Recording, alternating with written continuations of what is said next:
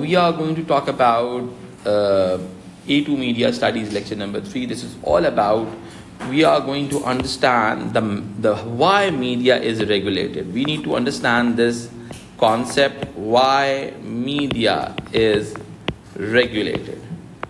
कि आपका media regulate क्यों किया जाता है, ठीक है. What are the core necessities behind the regulation of media?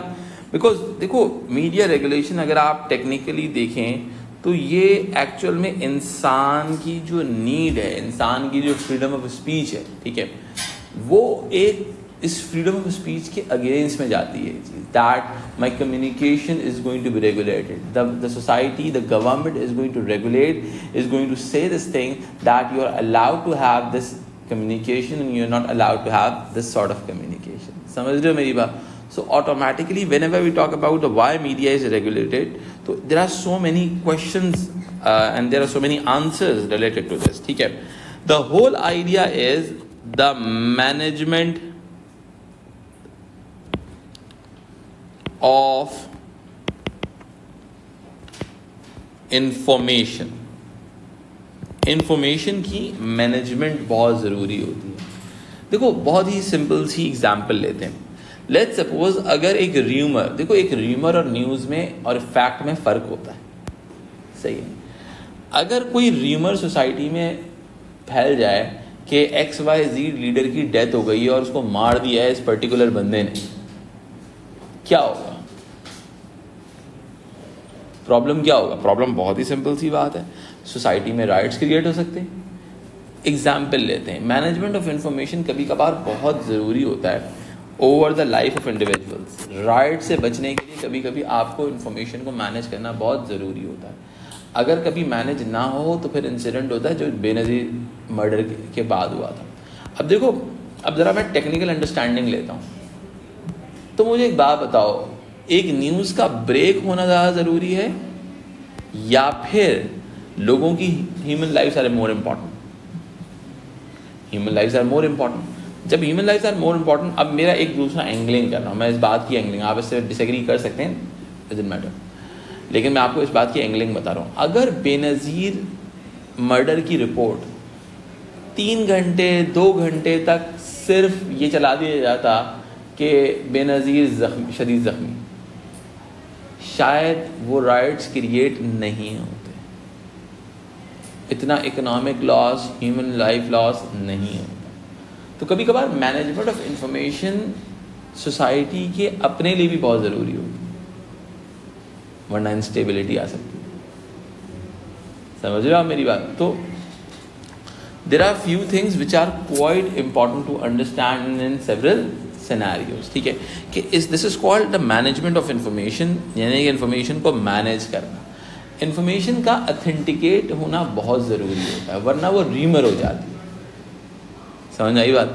कभी कभी वो सेंसेशनलाइज न्यूज़ जो होती है वो सोसाइटी में क्योटिक सिचुएशन को डेवलप कर सकती है. तो उस इन्फॉर्मेशन का मैनेज होना बहुत ज़रूरी है, एप्रोप्रिएट सोर्स से निकलना बहुत ज़रूरी है. समझ रहे हो मेरी बात? ठीक है. अच्छा, अब होता क्या है कि जो मैनेजमेंट ऑफ इंफॉर्मेशन होती है वो लिंक्ड होती है कम्युनिकेशन मीडियम्स के साथ.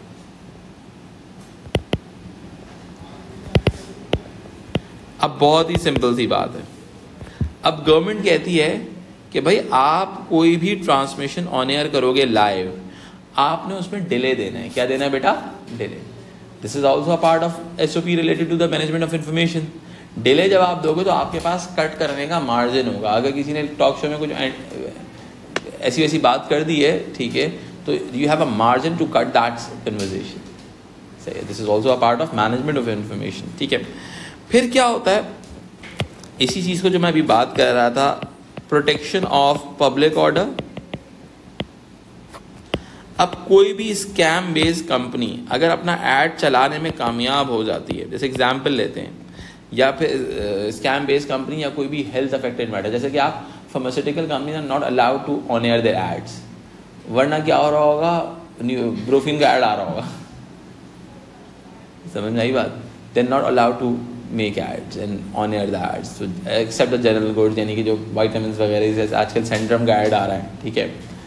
तो समझ रहे हो आप मेरी बात? दे आर नॉट, क्यों? क्योंकि भाई पब्लिक, लोगों का पब्लिक ऑर्डर बहुत ज़रूरी है, लोगों की ह्यूमन लाइफ बहुत ज़रूरी है। आपने ऐड देखा ब्रूफिन, आपने कहा चलो ज़्यादा पी लेते मज़ा आएगा, ठीक है। तो सिगरेट्स और अल्कोहल का भी मसला यही है, ठीक है, बहुत सेहत के लिए बहुत अच्छी हैं, इस वजह से they are not allowed to make ads, ठीक है। अच्छा, अब होता क्या है, प्रोटेक्शन ऑफ पब्लिक ऑर्डर के साथ एक और चीज़ लिंक हो जाती है, वो ये होती है, वो होती है support for government and administrative authorities. Support for, आप इसको कह सकते हैं इंस्ट्रूमेंट्स ऑफ गवर्नमेंट।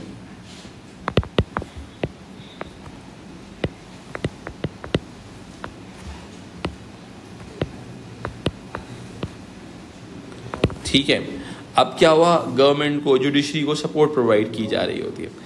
अच्छा, अब उसके बाद दूसरी चीज़ क्या होती है, देखो कभी कभी मीडिया को लोगों के इंडिविजुअल राइट्स के लिए भी रोका जाता है। अब जैसे एग्जांपल है, आप किसी अक्यूज़ का, सही है, अक्यूज़ को आप जिसको हम मुल्ज़िम कह रहे होते हैं उर्दू में, सही है, अक्यूज़ का फेस नहीं दिखा सकते टेक्निकली, क्योंकि अदालत से ये जुर्म उसका प्रूव नहीं हुआ। समझ में आई बात? इसको कहा जाता है the protection of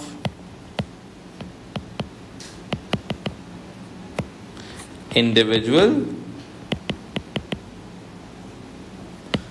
and sectional rights, कि भाई ये इंडिविजुअल एंड सेक्शनल राइट्स हैं, ठीक है।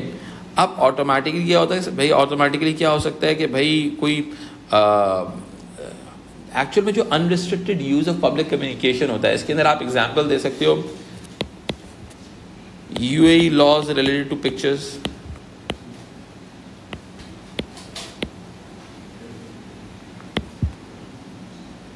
To photos. आपने अगर किसी बंदे की तस्वीर खींच ली और उसने अगर आपको बोल दिया भाई इसने मेरी बंदे ने बिला वजह मेरे परमिशन के बगैर पिक्चर लिए, आपको बहुत हैवी फाइन पे करना पड़ेगा, because you are breaking the individual rights, कि आपने उसकी परमिशन कंसेंट के बगैर आपने उसकी पिक्चर ली। समझ रहे हो मेरी बात? ठीक है, तो these are the protection of sectional right. वरना क्या होगा, तो वरना पाकिस्तानी सोसाइटी में कुछ भी कहीं भी हो सकता है। आप मुझे बताओ, जैसे पाकिस्तान में क्राइम शोज होते हैं, रोड शोज होते हैं, यूएई में करके दिखा सकते हो भाई यार वह कैमरा घुस रहा है किसी करामा के रेस्टोरेंट के अंदर, के क्या आपका रेस्टोरेंट के अंदर हाइजीन है, सही है, तो which is not a good idea. Individual rights जी,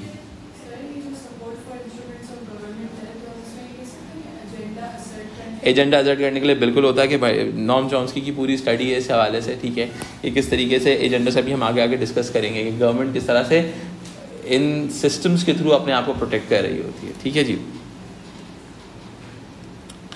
अच्छा जी, अब ऑटोमेटिकली क्या हो सकता है, नेक्स्ट जो मैंने आपको टेक्निकल स्टैंडर्डाइजेशन की बात की थी, उसी के साथ एक चीज़ लिंक होती है, वो ये होती है फॉर द प्रमोशन ऑफ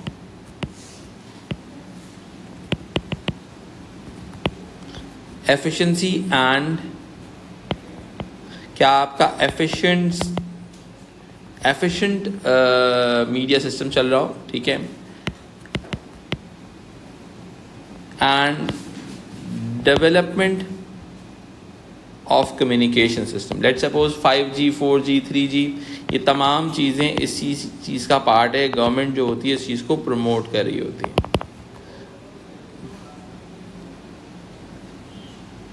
कि गवर्नमेंट जो होती है पर्टिकुलर फॉर्म का कम्युनिकेशन सिस्टम डेवलप करना चाह रही होती है।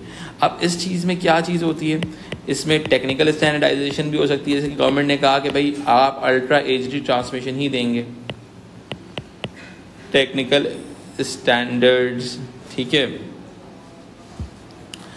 अच्छा, इसके अलावा गवर्नमेंट आपको इनोवेशन के हवाले से भी प्रमोट करती है कि भाई आप लेट सपोज बहुत कई मरतबा कई गवर्नमेंट्स हैं वो डेवलपमेंटल प्रोग्राम्स की बात करती हैं, इनोवेशंस की बात करती हैं, क्रिएटिविटी को भी क्वेश्चन करती हैं, ठीक है।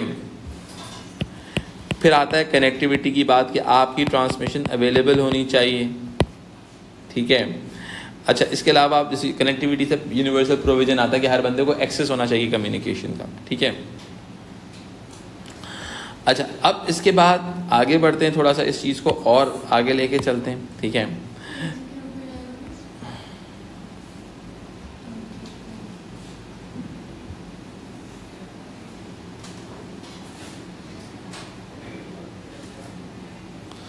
अच्छा जी, अब होता क्या है, कई मरतबा गवर्नमेंट रेगुलेशंस करती हैं कई चीज़ों के हवाले से, ठीक है। अब इसमें ये हो सकता है कि फॉर द प्रमोशन ऑफ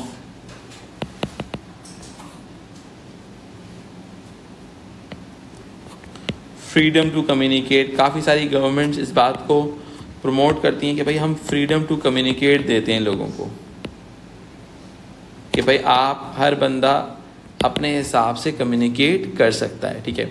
इसके अलावा गवर्नमेंट डाइवर्सिटी की बात भी करती हैं कि भाई टीवी चैनल्स के अंदर से आप देख सकते हो अमेरिका के अंदर हर फिल्म के अंदर कोई ना कोई ब्लैक कैरेक्टर ज़रूर ऐड ऑन किया जाता है, which is more about the idea of diversity, सही है। जबकि दूसरी तरफ अगर आप यूके में देखो तो आपको ये कल्चर इतना ज़्यादा नज़र नहीं आएगा, जिसकी वजह से इतना डाइवर्सिफाइड मीडिया रेगुलेशंस कंसिडर नहीं, वो डाइवर्सिटी पे उतना उन्होंने काम नहीं किया बात, ठीक है। अच्छा, इसके अलावा इसमें जो चीज़ें आ जाती है वो ये आती है कि भाई आपका कल्चरल प्रमोशन, कल्चरल आइडियाज़, कि भाई कौन कौन सी चीज़ें कल्चरली एक्सेप्टेबल हैं, कौन कौन सी चीज़ें कल्चरली एक्सेप्टेबल नहीं हैं, सही है। तो भाई फॉर क्या कहते हैं, कल्चरल आइडियाज़ की प्रमोशन और प्रोटेक्शन, अगर पाकिस्तान में एंड ऐसे आइडियाज़ आएगा जो पाकिस्तानी कल्चर के हिसाब से नहीं हो तो मसला हो जाएगा। फिर मीडिया रेगुलेशन में जो हम बात करते हैं लाइसेंसिंग के हवाले से, मीडिया का रेगुलेशन में बहुत इंपॉर्टेंट रोल होता है लाइसेंसिंग का। बाकायदा प्रोफेशनल्स होते हैं जो लाइसेंसिंग एक्सपर्ट कंसिडर किए जाते हैं, समझ में आई बात, जिनका काम होता है लाइसेंस कंपनी को लेकर देना, क्योंकि भाई अरबों रुपए का गेम होता है, it's not a billions and millions का गेम होता है। तो ये आप होता क्या है कि उनको पता होता है कि लाइसेंस गवर्नमेंट कौन सा इशू करने वाली है। आपके पास सोचो, अगर आपकी कंपनी के पास 4G का लाइसेंस आ जाए सबसे पहले, या आपकी कंपनी के पास फर्स्ट सोचो जिनका आज भी वो चैनल जिनके पास इनिशियल प्राइवेट लाइसेंसेस आए थे, दे बिकम नंबर 1, जियो पे आया हुआ है। ऑल्दो इंडस अपने आप को सर्वाइव नहीं कर सका अपनी इकोनॉमिक सिचुएशन की वजह से, तो अर्ली मूविंग एडवांटेज है इनके पास आज भी। तो सारा खेल लाइसेंसिंग का है, समझ रहे हो मेरी बात, ठीक है। फिर फ्री मार्केट्स, यानी कि ओपन कंपटीशन होना चाहिए ना, कोई एक ही कंपटीटर थोड़ी ना होना चाहिए, ठीक है। तो ऑटोमेटिकली कंपटीशन एंड एक्सेस की बात होती है। इससे फ्री मार्केट से होता क्या है, प्रोटेक्शन ऑफ कंज्यूमर्स होता है कि भाई एक ही बंदे का पॉइंट ऑफ व्यू नहीं आ रहा,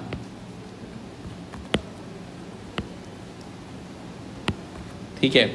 इसके अलावा जो इनोवेशन आती है, एक्सपेंशन आती है, अगर एक ही चैनल होगा तो लोगों के पास चॉइस नहीं होगी कि what ever is going on, ठीक है, उनको वो देखना पड़ेगा और उसको वो बर्दाश्त करना पड़ेगा, समझ रहे हो मेरी बात। उनके पास कोई और चॉइस ही नहीं होगी कि वो उस कंटेंट के अलावा कुछ कंटेंट को कंज्यूम कर सकें। Now we have discuss this idea कि भाई वाई मीडिया इज रेगुलेटेड, ठीक है, मीडिया को रेगुलेट करना क्यों ज़रूरी है भाई, इसको कंट्रोल करना क्यों ज़रूरी है, ठीक है। अदरवाइज इट में बिकम अ ड्रंक एलिफेंट, जिसके साथ भी जो करना चाहे वो कर सकता है, ठीक है। अच्छा, अब देखो मैं आपको सिंपल सी बात बताऊँ, देखो एक चीज़ समझ लो, ये आज से मीडिया रेगुलेट नहीं हो रहा,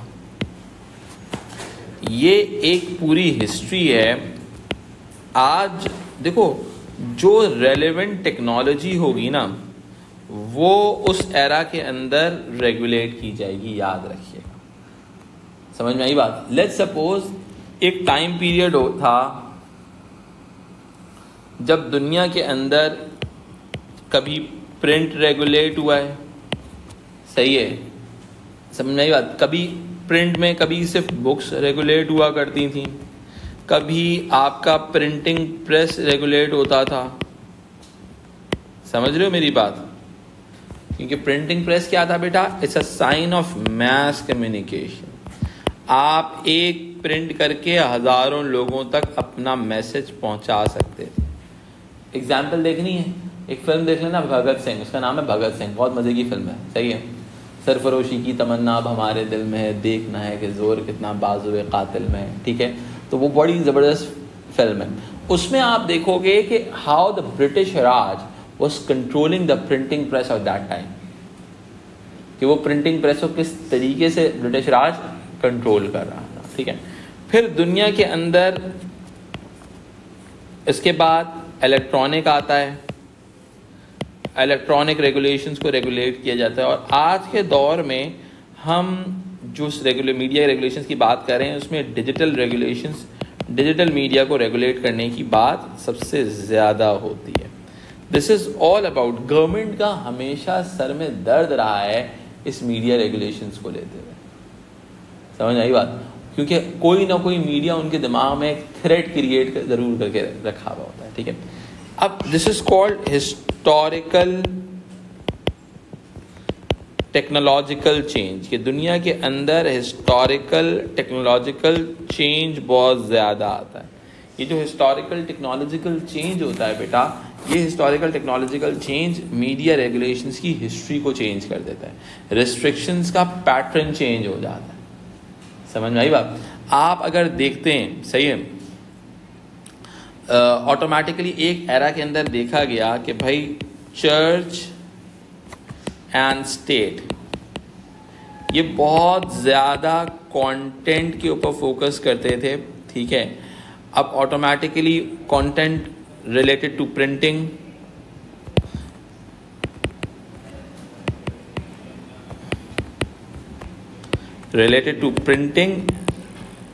इसके अलावा import and export of books, कि भाई कौन सी किताब हमारे पास से जा रही है।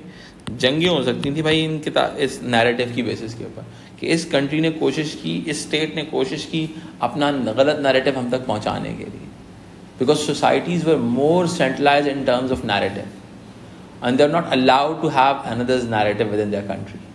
ठीक है,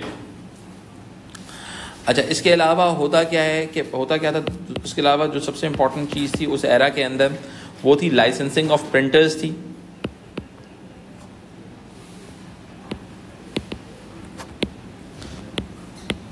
लाइसेंसिंग ऑफ प्रिंटर्स हुआ करती थी। ठीक है, अच्छा, इसके लाइसेंसिंग ऑफ प्रिंटर के अंदर ना इसके साथ साथ जो लिंक होता था बुक्स के हवाले से, जो सिनेरियो था वो ये था कि बुक्स के हवाले से अप्रूवल ऑफ चर्च देखी जाती है। अगर चर्च अलाउ करेगा तो भाई वो बुक आ सकती है लोगों के सामने, अदरवाइज तो भाई वो बाइबल को भी बंद कर देते थे। हाँ, वो है, लॉज तो एग्जिस्ट करते हैं, ऐसा ही है। अब ऑटोमेटिकली क्या होता है कि भाई जो टेक्स्ट पब्लिश होगा उसके हवाले से कंट्रोल किया जाएगा। अच्छा, import and export of the books को बहुत ज़्यादा कंट्रोल किया जाता था। ठीक है, particularly import of the books को। ठीक है, अच्छा, इसके अलावा जो ऑथर्स, आपके पास जो पनिशमेंट्स थी, ठीक है, ये तो हमेशा से ही रही हैं। Punishment for authors and publishers, आज हम देखते हैं कि यूट्यूबर्स को लोग उठा रहे हैं। वो अभी असद तूर का केस आया था कि असद तूर को जो है वो ऑफलोड कर दिया अमेरिका जाने से। असद तूर जो था वो बहुत ज़बरदस्त जर्नलिस्ट है। ठीक है, तो अब क्या है, ये जो पनिशमेंट्स हैं पब्लिशर्स को, ऑथर्स को, ये इसका हिस्टोरिकल आइडियाज़ नज़र आते हैं कि भाई हिस्टोरिकली ये होता आ रहा है।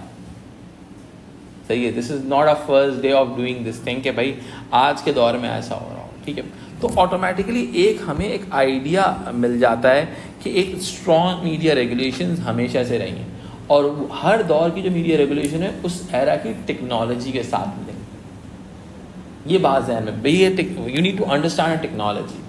आज आप देखो गवर्नमेंट के लिए, और याद रखना, एक बड़े मज़े की चीज़ बता रहा हूँ, if you want to know about the relevant technology of the time period, सोचो कि कौन सी टेक्नोलॉजी को रेगुलेट करना मुश्किल है। एक टाइम पीरियड था कि इलेक्ट्रॉनिक मीडिया को रेगुलेट करना बहुत मुश्किल था। आज इलेक्ट्रॉनिक मीडिया तो अपने हाथ में चलता है। सही है, पंजाब साइड में लाहौर के अंदर जिमखाना वगैरह में लोग बोलते हैं, जो मेरे कुछ दोस्त हैं जो बहुत सीनियर पोजीशंस में, तो वो कहते हैं यार वहाँ पे ना ऐसी बातचीत होती है, तेरे कोल कोई चैनल है, ठीक है, वो बोलता है नहीं, चैनल नहीं है, इतना बड़ा इंडस्ट्री है तेरे पास चैनल नहीं है। तो अब वो क्या करते हैं, वो कोई किसी ने एक चैनल ले लिया, किसी ने 2 चैनल ले लिए, 2 अरब का चैनल उठा लिया, ठीक है, 5-5 चैनल चल रहे हैं, लेकिन अब वो रेलेवेंसी उतनी नहीं रही, बिकॉज उनको कंट्रोल करना बहुत आसान है। आपकी जो आवाम होती है ना, उसको वो इन्फॉर्मेशन चाहिए जो कि अनसेंसर्ड हो। याद रखें, कीड़ा है लोगों में। प्रिंट एक टाइम पीरियड था, अगर मैं बात करूं अर्ली 2000 की, तो उस टाइम पीरियड में लोगों को लगता था प्रिंट इज़ अंडर कंट्रोल, क्योंकि ज़िया साहब ने प्रिंट पे कंट्रोल दिखाया था, प्रॉपर सेंसरशिप का कंट्रोल दिखाया था।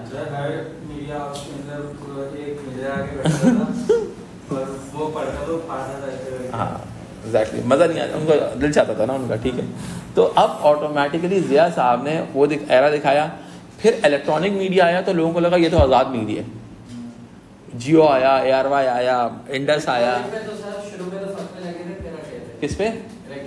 हाँ इलेक्ट्रॉनिक तो लगते रहते हैं। फतवा तो देखो, अगर आप टेक्निकली कभी आप देखोगे तो रिलीजियस अथॉरिटीज आपको स्टेट के साथ नजर आएंगे टेक्निकली, तो ऑटोमेटिक ये हमेशा से है, ठीक है। तो दूसरी तरफ क्या हुआ, जब इलेक्ट्रॉनिक मीडिया आया तो भाई ये तो बहुत आज़ाद मीडिया है, this and that, freedom of speech मिलेगा, this and that.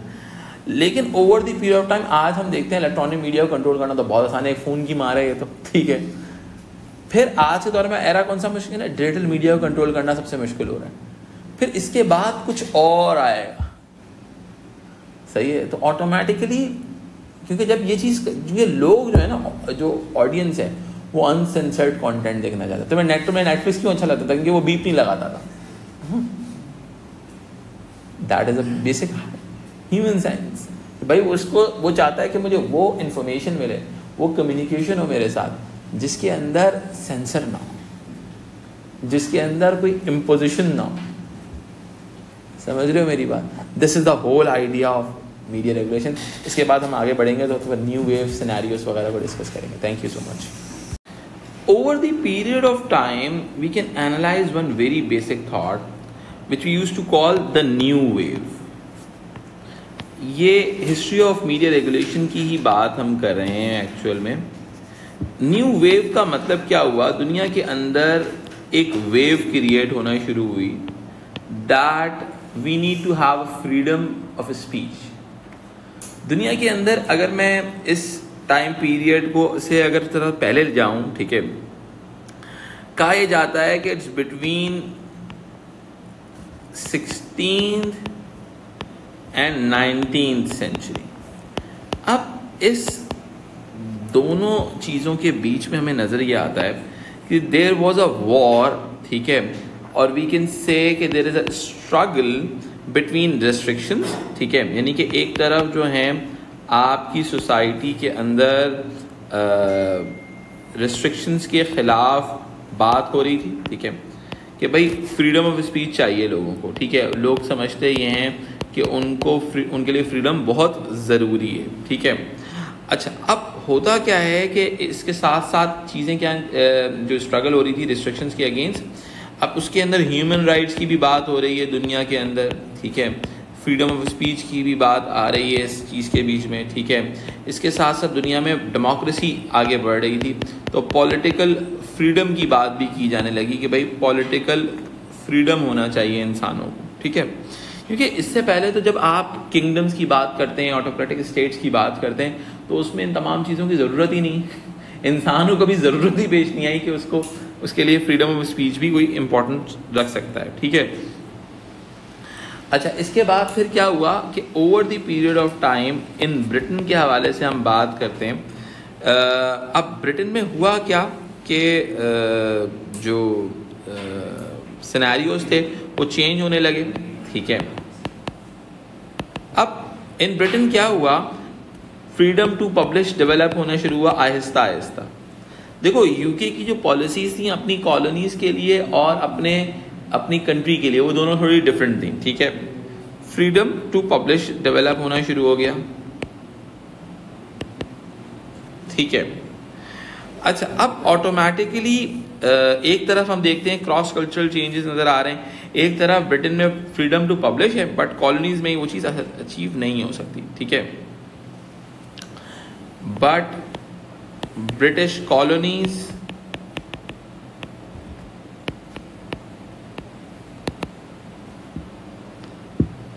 were still deprived.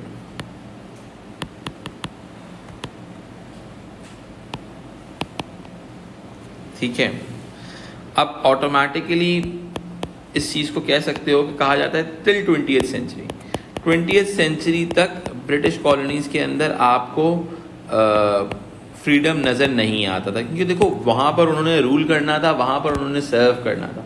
Britain के अंदर उन्होंने सर्व करना था अपने लोगों को, यहाँ पर उन्होंने रूल करना था, तो दोनों की पॉलिसीज़ उन्होंने डिफरेंट रखी हुई थी। ठीक है, तो हमें ये चीज़ नज़र आती है कि जो कि आपका इलेक्ट्रॉनिक मीडिया के साथ over the period of time नज़र आता है कि राइज ऑफ इलेक्ट्रॉनिक मीडिया, कि दुनिया के अंदर रेडियो आ रहा है, टेलीविज़न आ रहा है, ये तमाम चीज़ें राइज ऑफ इलेक्ट्रॉनिक मीडिया। अब जब इलेक्ट्रॉनिक मीडिया इनिशियली आया है ना, it was totally under the government control. Pakistan के अंदर भी आपको पीटीवी नज़र आता है, रेडियो भी था, क्योंकि देखो ये इनको कंसिडर किया जाता है मीन्स ऑफ कम्युनिकेशन। 1971 के अंदर देखा यह गया कि जब मुफ्ती बाहिनी ने जो अपराइजिंग कर रहे थे इन ईस्ट पाकिस्तान, तो उन्होंने एक्चुअल में सबसे पहले रेडियो पाकिस्तान पे कब्जा किया था और वहाँ से अनाउंस किया था कि भाई there is no East Pakistan, now this is Bangladesh, Bangla Bandhu. सही, मार्शल लॉ लगता है तब भी सबसे पहले कब्जा हमला अटैक होता है पीटीवी की हुकूमत के, because PTV was in particularly in 20th century। ठीक है, जो आपका टेलीविज़न था ना, पहले ज़माने में क्या होता था, कोई भी कैसल होता था, कोई भी किला होता था, तो उसके ऊपर एक जगह पे झंडा लगा हुआ होता था। जिस जगह पे झंडा लगा हुआ होता था, जहाँ पर दूसरी गवर्नमेंट पार्टी ने आके वहाँ पे झंडा लगा दिया, इट वाज कंसिडर्ड एज कि भाई उसने किला कब्जा कर लिया। जो आपका टीवी चैनल होता था या आपका रेडियो स्टेशन होता था, वो एक टाइम पीरियड पे क्या था, वो एक टाइम पीरियड पे वही कैसल का वही पॉइंट था, जो फ्लैग पॉइंट जो होता था। तो जहाँ पर जिसने रेडियो पे कब्जा कर लिया, वो वहाँ से अनाउंस कर देता कि भाई नाउ हमारी गवर्नमेंट है, मार्शल लॉ वाले आके कह देते हमारी गवर्नमेंट है, तो उनका कब्जा डिक्लेयर हो जाता था। ठीक है, यानी कि media play vital role in declaration of rulers. समझ में आई बात की, रूलर्स के डिक्लेरेशन में बहुत वाइटल रोल प्ले करते हैं। ठीक है जी, अच्छा, अब ये जो राइज ऑफ इलेक्ट्रॉनिक मीडिया था, सबसे पहले इसमें टेलीग्राफ आया। ठीक है, जिससे इंफॉर्मेशन पास ऑन होना आसान हो गया। ठीक है, फिर उसके बाद हमारे पास टेलीफोन आता है।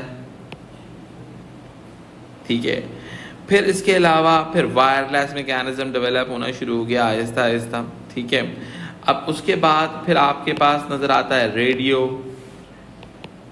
And then TV. इस चीज़ को हम मीडिया इकोलॉजी में बहुत डिटेल में अंडरस्टैंड करेंगे। ठीक है, अब इससे क्या हुआ, राइज ऑफ इलेक्ट्रॉनिक मीडिया से क्या हुआ कि चेंज इन मीडिया रेगुलेशन हुआ। चेंज इन मीडिया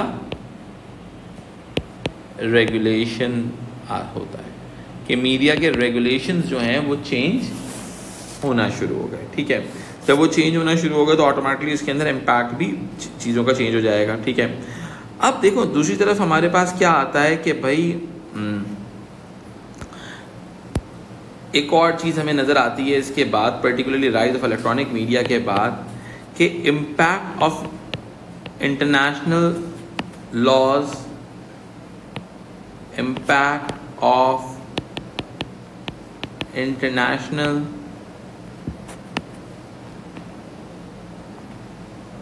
आइडियाज़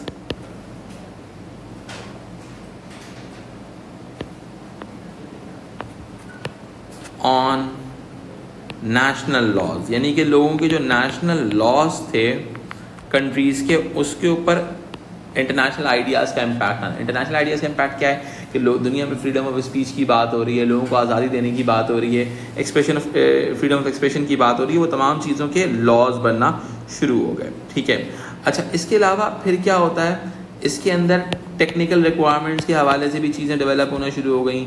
भाई आप SD पे ट्रांसमिशन करोगे, HD में ट्रांसमिशन करोगे, UHD में ट्रांसमिशन करोगे। ठीक है, टेक्निकल स्टैंडर्डाइजेशन जिसके अंदर आपकी बैंडविड्थ हो गई, सब चीज़ें हो गई, आपकी जो क्या कहते हैं, जो आपका ट्रांसमीटर की जो सिग्नल्स होते हैं उसके हवाले से लॉज बनना शुरू हो गए, टेक्निकल आइडियाज़ डेवलप होना शुरू हो गए। ठीक है, अच्छा, इसके बाद जिसके अंदर रेडियो फ्रिक्वेंसीज वगैरह सारी चीज़ें आ जाती हैं, सही है। आपके टेक्निकल रिक्वायरमेंट्स के हवाले से लॉज बनना शुरू हो गए कंट्रीज़ के अंदर,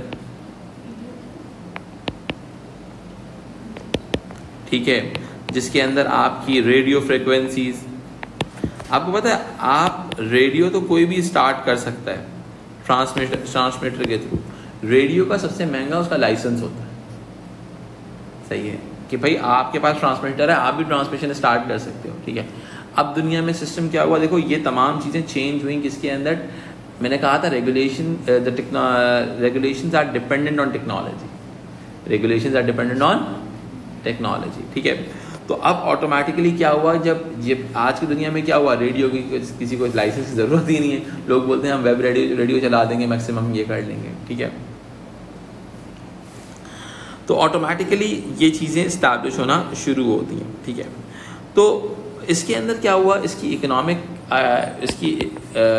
इकोनॉमिक आइडिया इम्पैक्ट भी था कि भाई आपको रेवेन्यू जनरेट होता है, सही है, आप लाइसेंसिंग से बहुत हैवी रेवेन्यू जनरेट कर सकते हो, ठीक है। फिर मैं अगर आगे लेके चलता हूँ इस चीज़ को, तो हम एक और चीज़ कह सकते हैं, ठीक है। 20th सेंचुरी के ही अंदर हम ये देखते हैं कि भाई सिनेमा फिल्म जो है वो डेवलप होती है, ठीक है। तो ऑटोमेटिकली अब सिनेमा के रूल्स एंड रेगुलेशंस तमाम चीज़ें डेवलप करना बहुत ज़रूरी, सही है। सिनेमा फिल्म BBFC जनरेट हुआ, UK के अंदर बनता है, ठीक है। हर तरह से जो सेफ्टी के एलिमेंट के हवाले से सिनेमा फिल्म के हवाले से क्या हुआ कि भाई आपकी सेंसरशिप डेवलप हुई, ठीक है। इसके हवाले से कंटेंट के हवाले से अप्रूवल्स चाहिए होती हैं, आप जहाँ पर भी सिनेमा में फिल्म रिलीज़ करते हो तो उसके लिए आपको एक अप्रूवल रिक्वायर्ड होती है, ठीक है। फिर हमारे पास इसी 20th सेंचुरी के अंदर हमारे पास लॉज बनते हैं related to the broadcast media, ठीक है। ब्रॉडकास्ट मीडिया के लॉज फॉर्मुलेट होते हैं, like radio and TV particularly, ठीक है। फिर इसके अलावा इसी के अंदर डिस्ट्रीब्यूशन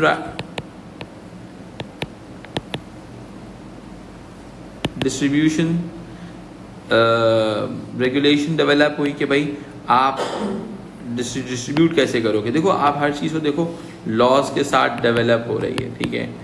लाइक केबल टीवी,